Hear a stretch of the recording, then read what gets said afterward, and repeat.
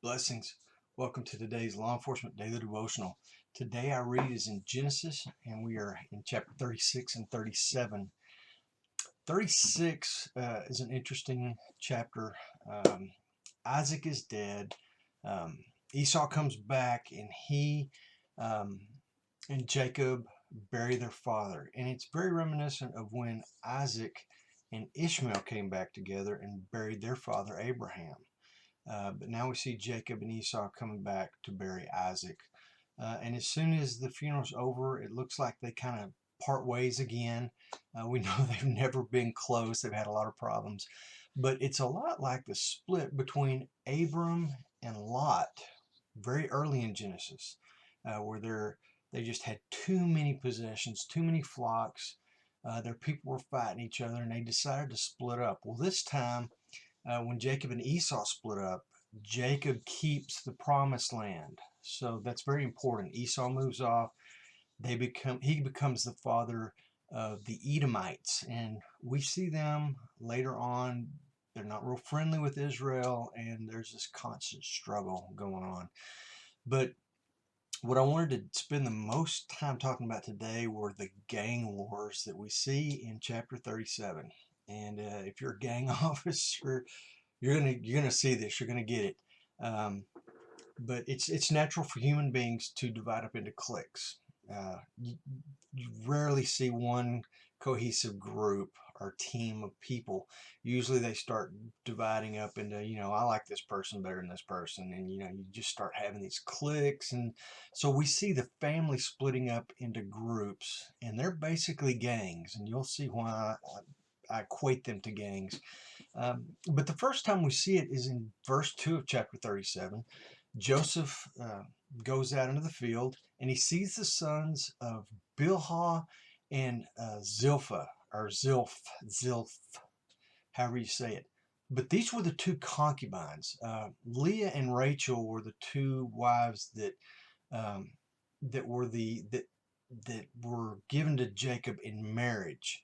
The two others were servants who were concubines, so they weren't legitimate wives, basically. So their kids, I guess, probably feel a little, I don't know, they don't feel as privileged as the other kids, so they form their own little group. Well, they're out in the field, and Joseph, who is the son of Rachel, goes and sees them doing. We don't know what they were doing, but they were doing something wrong.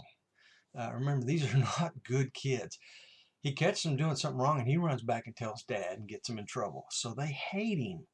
Um, and then we know that the other clan, the clan of Leah's children, and she's got six, who include Simeon and Levi, who murdered an entire city.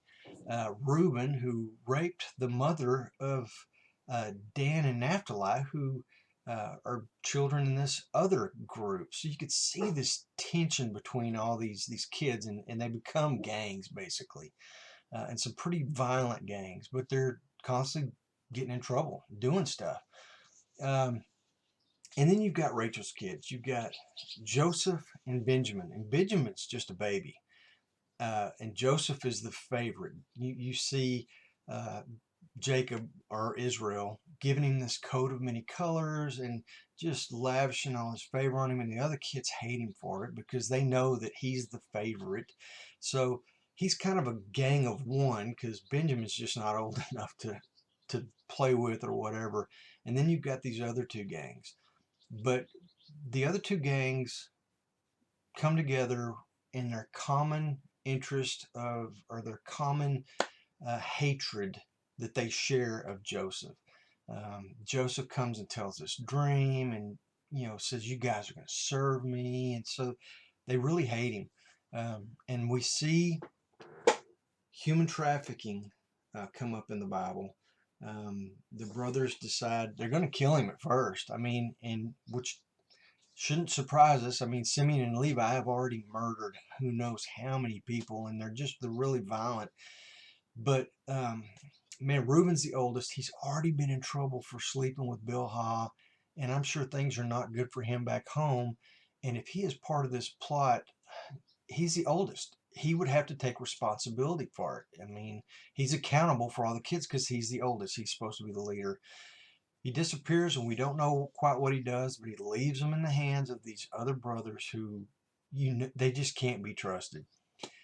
But Judah comes to the rescue, uh, and suggests that they sell him. They do. They traffic him. Go back, tell Dad he's dead. Um, and we'll pick up the story there tomorrow. But tomorrow's read's going to be out of Genesis 38, 39, and 40. So read up, and we'll get back into this movie type drama. Be safe, and I'll see you tomorrow.